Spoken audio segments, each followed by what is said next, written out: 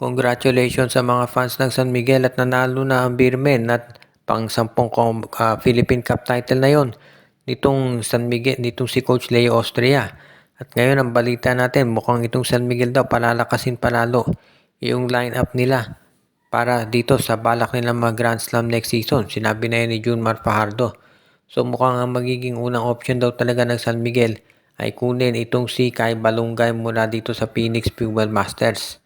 Mukhang nakikita ng San Miguel talagang kinakailangan nila ay yung isa pang stretch 4 talaga. Yung parang tipong Arwin Santos ang laro kaya mukhang magiging yan ang sabihin nating focal point ng San Miguel next season. At dahil dito magiging mas maganda ang nilalaro nila. Siyempre alam natin na itong San Miguel, actually dalawa yung kinakailangan ng San Miguel, isang stretch 4 at isa pang scoring point guard. So mukhang yan ang babalak ngayong gawin itong SMB talaga. Kung sakasakali na makakita sila ng paraan para madagdagan ng isang Kai Balungay yung lineup nila, magkakaroon na sila ng tsansa na tapatan yung TNT na gusto ring maka-Grand Slam. Kaya yan ngayon ang magiging magandang kompetisyon para dito sa dalawang teams na yan. Alam natin na hindi magiging madali para sa kahit sino man team dito sa PBA ang subukang maka-Grand Slam. Kaya ngayon ang pinag-aaralang mabuti ng SMB kung ano ang kanilang gagawin para ito'y masakatuparan. Yung pagkuha nga kay Kai Balungay siguro ang magiging isa dito sa steps para yan ay matuloy.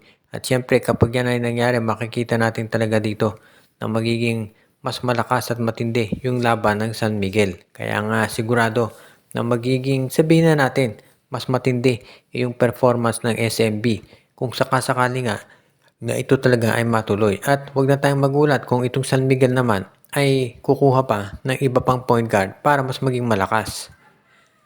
At samantala naman ang Rain or Shine Elasto Painters patuloy din dito sa kanilang ginagawa na pag-rebuild ng lineup nila dahil gusto nila na masiguro na matatapos na yung pag-dominate ng SMC at MVP group pagdating dito sa kampyonato sa PBA. At mukhang ang nakikita nga nilang solusyon dyan ay kumuha ng isa pang center. Actually, maraming options itong Rain or Shine Elasto Painters sa ngayon. Dalawa yung first round draft pick nila dito sa darating na draft. So, ang pwedeng gawin ng Rain or Shine Elasto Painters, i-trade yan dalawang draft pick na yan para makakuha sila ng isang mas mataas na draft pick position. For example, pwede nilang i-trade yung dalawang draft pick na yan dito sa Northport Batang Pier para makaangat sila sa pang number 4 dito sa draft. Kaya yan ngayon, ang magiging maganda talagang ditong aabangan nating sitwasyon kung sakasakali na ito'y matuloy.